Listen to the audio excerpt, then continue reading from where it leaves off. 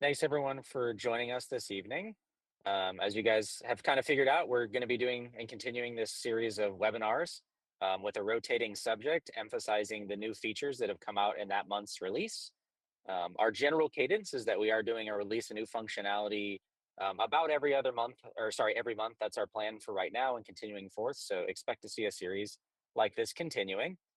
The first thing I actually want to show you guys is if you ever have questions about what is in release, obviously you guys are receiving the emails, but sometimes that is hard to go back into your email and find. So you can actually go directly to our website. This is our landing page, and in the upper right-hand corner, we have our menu. If you open up the menu, you can go to the resources section. And if you scroll down to the down here, you'll be able to click release notes, and that'll take you directly to the release notes. So here are the last 4 releases that we've done since we've started developing the release notes, and specifically the one we're talking about today is 8.6. So if we click into that document, just so people have some familiarity, at the top, it'll give you kind of the date of the release itself. So this release actually just came out today. And then it'll highlight the features that have been included, as well as give you some screenshots and walkthroughs of each of the features. So this is a great resource. If you haven't used Shelterly in a while, this is something you can recommend people that are kind of re-upping their Shelterly skills to check out what has happened that is new, or direct them to these video recordings. So outside of that, we're actually going to hop right into our discussion for this evening. So this webinar is focused primarily on sheltering and intake. There's been a decent amount of changes in that arena in the last couple of releases, and so it's just good to kind of get a good refresher. So the first thing I want to point out is a little bit more of an admin style task, is that the managing of shelters, and this is actually a pretty important one, is that the management of shelters has now moved into the management slash admin user section. So not everyone has all of these buttons. So that's not the intention, is that everyone will be able to go and train on this, but I just want people to have an awareness. And I know we do have some leadership on the call as well. And so now, instead of going into an incident and adding new shelters there, you can only add shelters from within this manage organization button. So once I go in here, you have a couple of different options. So specifically, the user management functionality is now behind this manage organization. So you have your user management, your access tokens, but you'll also notice that we now have a manage shelters button.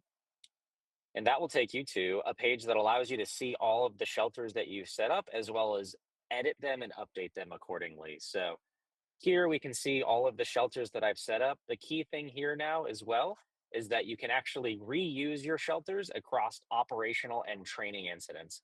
So before, we had to recreate all of our shelters in a training incident and in a operational incident.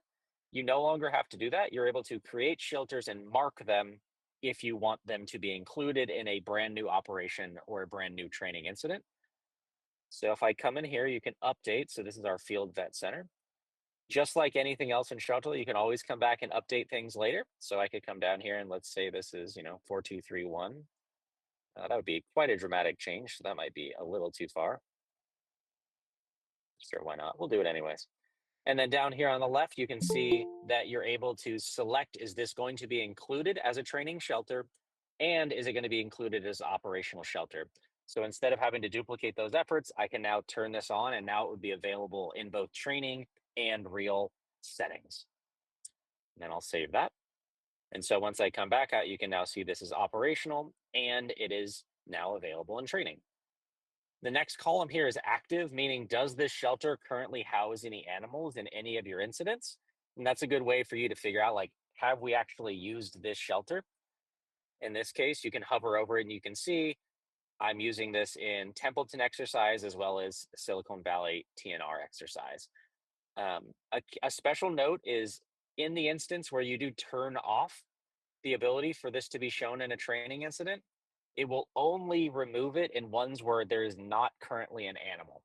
So new incidents wouldn't have this, but any existing incidents that had an animal in this shelter, you would still see that shelter until you remove all of the animals in that incident, and then it would hide itself by default. And you can always come back in here and turn it back on. So you You never run a risk of disabling a shelter and losing animals. It'll just go away once you've emptied that shelter in that specific incident.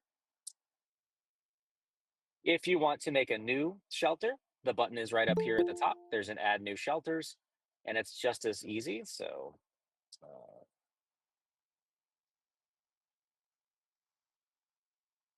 uh, putting in the basic information, coming up with an address, and clicking save after you select if you want to include it in training or operation. I'll make this only a training shelter. And that now has added the brand new field vet hospital um, shelter location right there. So after you're done working in your shelters, this is how you can now manage them. I'm going to hop back out. The other one I do want to call out, which is not shelter or intake specific, is that we have the ability to edit organizations. This is really an admin feature, but as you guys were told last time, there's now a verbal liability release tooltip during the hotline workflow, and that is actually where that information can be edited. So if you ever do get to a place where that tooltip looks incorrect, make sure you reach out to the admin for your organization.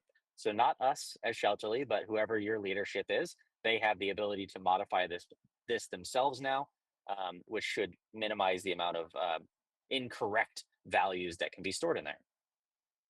The user management and access tokens function the same as before. They've just been migrated into this menu. So I'm going to hop back out. We've kind of talked about some of the new management tools. I'm going to go into this incident here. And this incident has a bunch of hotline calls set up in it. We've got some dispatches. So we're kind of assuming this incident is already ongoing. We're going to hop right into the shelter module and review kind of how those functionalities work. So starting from the shelter module, anytime you click in here, you're going to see the full list of all your active shelters that either are active or at least have an animal in them. So even if, again, I want to reemphasize that if I had turned off Santa Rosa High School for training style incidents, it would still show up here because it has animals in it. But you can also see here's our new field vet hospital as well. So I'm going to go in and we will go into this Orange County. And as before, this page is roughly the same in that you're able to intake your animals directly. So if you're working at a shelter, this is the place that you start your day from. You go into the shelter and you click into your shelter because this is really the working location for everything that you need to do as a shelter person, at least on the intake side. So we'll start right at the top and do intake from walk-in owner. And these forms should look pretty familiar. You're now able to use existing owner. That's relatively new, not this release, but that's been included. But we'll put in a new individual here, put in their basic phone number. As well as you notice during hotline, owner addresses are required. In intake, they're not, but it's still a good idea to capture that information. We go next step. And this workflow is very much the same. You're just going to include your species. You can set the size. You can set your colors. Again, during intake, you probably have a little bit more latitude than on hotline and that you have the animal in front of you. So you're able to get a better description.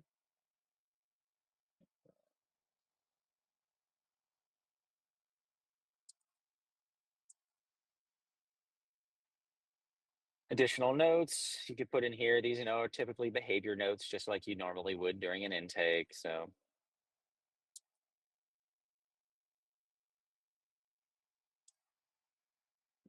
uh, previous injury to back left leg. Down here, I want to call out something relatively new is that you can actually do your vet triaging during intake as well. So this starts out as green, meaning no problem, and that's okay to leave it in that default state. But if there is an issue during intake, you can decide if it's a yellow, which is when available, or red, which is urgent. So you're thinking this as a true triage. In this case, we'll go with some difficulty breathing, some eye problems. All you have to do is just figure out what you see and put it in here. You should mark here if you're concerned about handling the animal. This is a great way to use caution, and that'll turn on a big red flag on the veterinary module to make sure they're aware of it. Down here, you can capture a microchip number, which is great, but I will call out the new field we have called external ID. So that is brand new to this release. And that is intended to be whatever you guys need it to functionally be. It was requested by a variety of different groups. with different intentions. The simplest one to explain is that if you're ever going to enter this animal ultimately in your sheltering software, your animal controls chameleon instance, this is a great way to make sure that those records get linked. There's not a way to capture that information well in chameleon, so we decided to add it to our platform here. That being said, if you're using local numbering schemes or any other systems, feel free to use this in whichever way is meaningful to you. It gets attached to the animal and it's a searchable field. Down here, you can do just as you normally would, attach photos. Let me grab one here.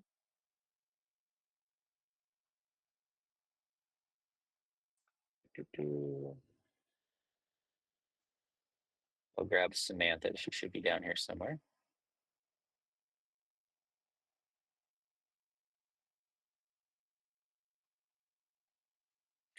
It's the weirdest looking calico I've ever seen, but I think it'll work. And we go save and finish. And so now we have our intake summary. An update that we did do this release as well is now the animal photos show directly in these animal cards, which should help you to make sure that you're identifying which animals were which quickly as you're doing the intake. So when you land in the summary, you'll be able to see that picture overlaid with the animal ID. At this point, there's a couple of buttons that I think people miss pretty frequently. These are not new features, but there is this one here which prints out an owner summary details. So I'm gonna actually click that, and it's gonna print. I'm gonna open it, and I'm gonna change tabs for you guys. And this is a form that's totally optional, as are all of our forms in Shelterly. If you want to use this, we're making it available for organizations to use. But what it does is it puts the owner information at the top, everything that you know about the owner, as well as all of the animals that you've intaken, including all of their IDs. So this is a great tool to just physically print out. You could either just hand this to the owner so that they have a record of what you were intaken from them. Currently at the bottom, we also have a liability release form down here that allows you to use this by default. In the future, we will allow organizations to make their own custom PDFs and attach them so we can replace this page. But this is kind of just a catch-all version of that. So I'm going to hop back out. The other thing I'd like to note is that this button here will actually print all of the animal care schedules. In this case, we've only got one animal, but if you had just intaken 10 at a time, this saves you a lot of time. And I'll do that in the next intake that I do. But this allows you to print all of the animal care schedules in one PDF. So it's just one file that you then just have to hit Control P and print right away. So I'm going to hop back to the shelter. So I'm going to be working in this Orange County shelter, so I'm resetting. The non-owner workflow is basically the same as the owner one, so I'm going to skip that for now. You just need a little bit less information, but I'm going to go straight to intake from dispatch assignment. And this is where you really start to see the power of using the entire Shelterly platform, because like I alluded to at the beginning, we already have some hotline items entered. We already have dispatches built out in the field and deployed to teams. And so now I'm going to intake from the dispatch assignments. So when you come here, you get this nice little drop down that shows you all of the active dispatch assignments. The idea being that you're either going to look and see which dispatch assignment number they're coming from, what their team number is, or if you just know the person, it's just going to be the individual standing in front of you. So all that should help you decide which one to select. Once you select, it'll then open all of the animals that they were assigned to go do that day, which is really nice. So in this scenario, we're going to assume they're actually just trying to get us these 12 cows slash cattle. So we mark these ones as sheltered. By default, that sets the shelter to Orange County. If I know which room I want to put them in, I can put them right away into that room. In this case, we're going to put them into large animal in the east building. This also gives you the opportunity to triage these animals here as well. So similar to the owner workflow, you have the ability to triage the animals and set the vet requirements and make a vet request, which will trigger the veterinary module to allow the vets to come in and do that work. In this case, these cows look fine. Let's, in this instance, imagine I don't see this alpaca at all. In that case, I'm not going to touch this field at all. There's nothing that I need to do. I'm just going to click save because I am not taking that animal. So you can think of this as just a checklist of which animals am I currently receiving. So I'm going to click save. And there we are. Now I've intaken those 12 animals. In this case, it looks like they were non-owned, so we don't have the owner summary.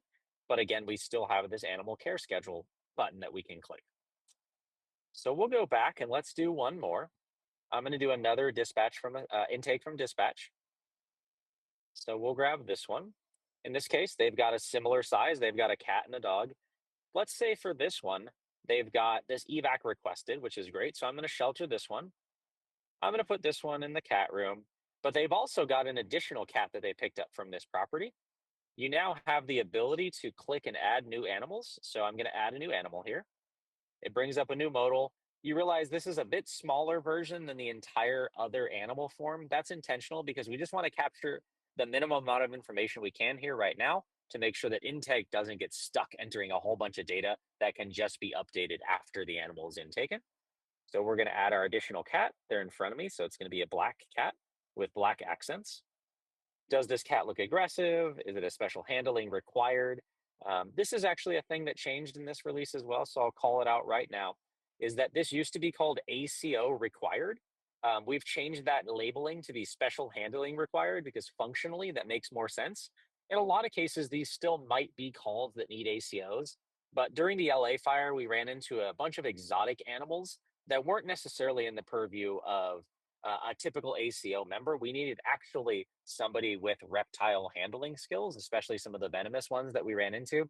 And so we decided to just change this and make this special handling required and put additional notes in the animal notes regarding that. And this just as an indicator for any of the people working with that animal that, hey, wait a second, slow down. Let's figure out who should be handling this animal. You can just as easily add the additional numbers up here, but this is a simplified version, like I said. So we're going to add that cat. And here they are down here. So we're going to shelter them. And this one we're also going to put in the cat room. This also gives you the ability to triage them just like you would before. And we're going to leave it there. So now what we did in this one is we intook one cat. We added a new cat that we know is from that same property. And again, we don't know anything about this dog, so we're just going to leave him there. So now I click save. Let me click this. Uh-oh. Let's see what's going on here.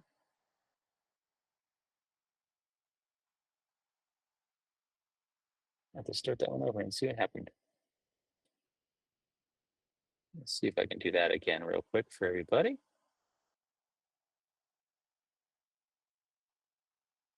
See if it's going to give me the same behavior.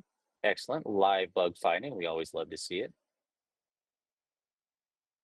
So we're going to modify this and we're going to shelter this cat into the cat room, and the alternate scenario being that I'm also going to shelter this dog into the dog room. And so now we're actually taking in calls from multiple, or taking in animals from multiple different addresses. So I'll save that. And what's kind of nice here is now we see we do have two different animals. They're from different addresses. This one didn't have an owner and this one did. So we do have an owner summary. That owner summary will only have the information for this dog. But if I click the animal care schedules, what's really nice is when I print this, oops, there we go. It will have an animal care schedule for each of those animals, regardless of the fact that they were from different addresses, all in one PDF, so that you can just click that and send it on through the pipes. Awesome. So now you've done a lot of intaking throughout the day. I do want to call out this place here. So in some of these cases, we were able to show to decide which location we wanted to put the animal. But in the very first case, I didn't select the room. And so we can actually click this button to go to the assign room functionality. Inside here, here's that first cat that we took in. And we're able to then take these, and this kind of is like your intake standing at the front of your shelter. You're able to take these and drag them into your location.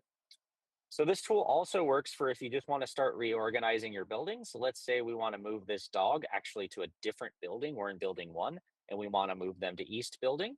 You can drag them up here, click East building, and then drag them back down. And so that's a way to actually organize your animals pretty quickly as well, while being able to see all of your animals kind of at scale. So I'm going to hop back here. As I talked about at the beginning of the call, you can no longer add shelters here, but you still can add buildings currently. So the workflow for that, if you need to expand, let's say we need to add a west building. I'll click here and add a west building. So now we've got a brand new west building. Once I click into that, you still have the option to create rooms. So we'll go room 1. And I'll add another one just for some flavor here. Excitingly room 2. And so you can see that functionality has still retained and the ability to expand. But do realize currently, as you're expanding those, you are expanding them in other incidents as well because the shelter is shared. In the future, I think this functionality might actually go back to the management staff potentially as well, but that's an ongoing conversation we're having with the steering committee. I think everyone's favorite feature that they didn't realize is here quite yet is actually down here. This is not a new feature, but it's something that's really important to know about as somebody working a shelter is the intake history. So we've just done 3 intakes, but let's say, hey, 2 intakes ago, what cat was that? You have the opportunity to go here and you can actually see all of the intakes that have happened. So right now we're seeing these are the 3 that we just did. Oh, it was actually not 2 intakes ago, it was 3 intakes ago. And you can actually come in here, click on this link, and it'll take you back to our friend Samantha from earlier. So you're able to actually go back in time and see what was done. And again, that functionality, if I go into here, is down in here. It's closed initially just because it actually gets quite long, which is this intake history. But it's a good way to look, hey, 15 minutes ago, what was the call that we took in, or 10 minutes ago in this case, and you can actually see the timestamp and line that up and figure out which animals were which. So just a helpful little shelter tool to help you manage the different components. With my 2 minutes before we go into Q&A, I want to go to the last feature that is not shelter specific, but is new. And that up in this right-hand corner, you can see we now have the ability to update your own profile. So if I click into here, it'll give you a status of your own profile, including all the organizations you are, the permissions that you have, and when your expiration is for that organization. But you as a private user now can actually update and change your first name, last name, phone number, etc. And that allows you to update your own profile. Once a user has logged in, an admin can no longer change this information for you from within your organization.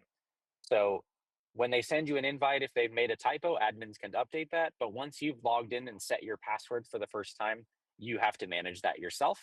Inside there, you can also reset your own password as well as change your email, and it'll send you a verification. You have to actually kind of relog back in with your password to allow you to change your email.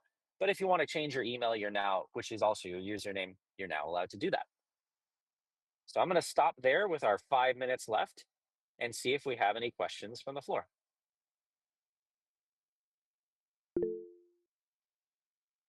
Looks like we got Stephanie. Oh, you're muted. Hold on, you're muted.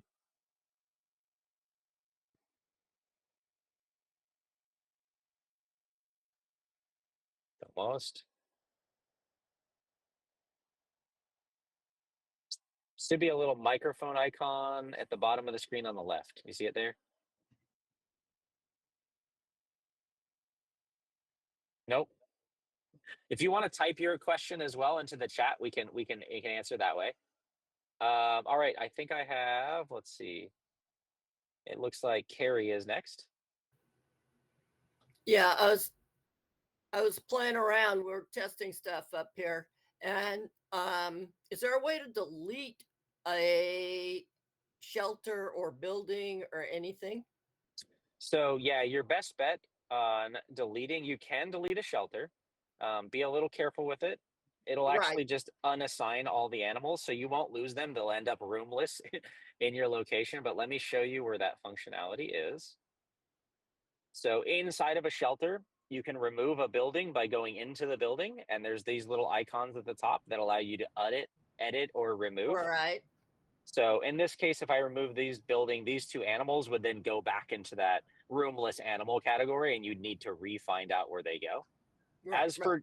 for deleting a shelter, that now exists inside this managed organization, and you don't actually delete them. What you would do is just deactivate them. So for Yeah. instance, this one here, I can come in here. Let me update this one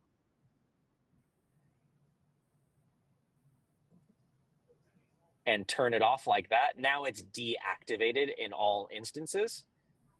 We don't really want to allow you to delete them just because sometimes they're active. We did have a discussion about if it's completely inactive, allowing you to remove them. And that's something that we might add in the future, but that removal would be, again, from the admin page here. Okay, because what I was doing was playing around, Yep. and I was picking up stuff from training ones that I wanted to, because I was going to keep it training, but I didn't want those. I wanted something that would carry forward to what we're doing. We're Yeah, kind and you of can reach you revising our stuff. and you can reach out to us as well. We can help you kind of figure out a Okay. strategy that might work for you guys. Okay. And then if you truly want to delete some of your shelters that you've made, just let us know. I can delete them, delete them. It's just we want to make sure people aren't doing that on accident. And so we kind of restrict that. So if you let me know the shelters you want to delete, I can definitely fully remove them Okay. if we have some back and forth. If we decide that, yeah. Okay. Yep. All Awesome. It right. looks like Thanks. it looks like Stephanie got her microphone fixed. So we're back to Stephanie. Yeah, I'm back.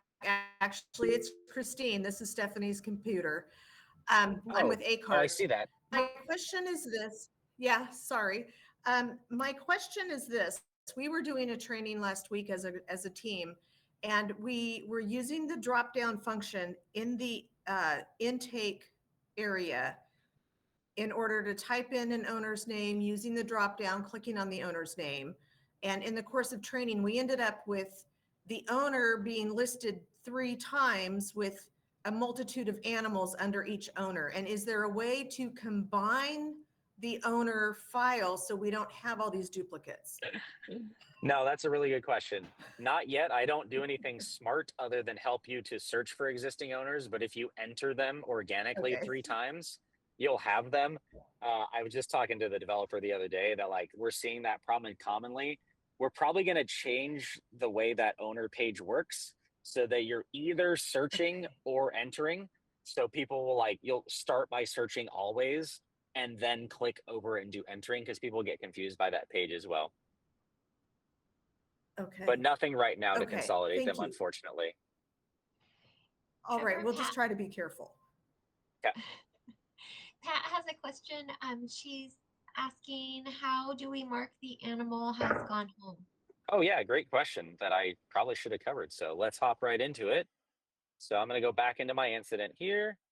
Let's go into our shelter. We were working at orange shelter here. So now let's say we're working to clear out this cat room. You can come in to this page here and you can go into each animal. So let's say Samantha, our friend from earlier, has gone home and you just pulled it from building one, cat room one. This is just one way to get to this. So working from the shelter side, you also, if you just knew their animal ID, you can go directly to them via the search method. But once you're on the animal page, you're able to come up here to their action menu and you go animal reunited. And that will make it so that you're notifying everyone in the system that that animal has gone home. So when I click this, it says, "Hey, are you sure?" And you say, "Yep, I am sure." Its status changes from sheltered to reunited. And you notice its location goes away now as well because previously it was in the shelter. So that's your best bet for clearing out animals. And then actually, the other thing I wanted to show everyone, now that we've generated some data, is the reports that are useful. So there's just two because I want to be respectful of everyone's time. But if you come in here, there's a bunch of reports, but the two that are most important for shelters is the ability to see the shelter report. So this shows you how many animals of each type you have. So you can quickly see across your incident how many head counts you should have. And this is a good tool for you to kind of do your end of the day matching as well as incident command can see this. And a new report that was added, I think last release, is the shelter intake report. And this actually tells you how many animals of each type you've taken in each day during the incident. So another really powerful tool for keeping track of and aligning your values at the end of every day to make sure, okay, we took in this one cat. In this case, we took in one cat and some other different variety of animals looking really good. The last one is the animal care. This one's somewhat interesting in that you can kind of see how many animals you've sheltered. So, not currently sheltered, but existed in your shelter across the entire operation by species. So, this one's not by day, but this one gives you that holistic picture of how many total animals did you evacuate, how many did you shelter in place, and how many were sheltered throughout the entire incident, as well as how many vet requests. So, it gives you a holistic picture of all the care that was provided during your incident. Awesome. So we're right at time here, and I don't see any other hands raised. I think we've answered all the questions in the chat. So I wanted to thank everyone for their time again this evening. Looking forward to seeing you guys again in another month with a new release. We've got some additional cool features coming that I think people will be excited about. So we're just going to keep on moving and keep making this thing the best we can for all of you guys doing all this hard work out there. So thank you again for your time, and everyone have a wonderful evening.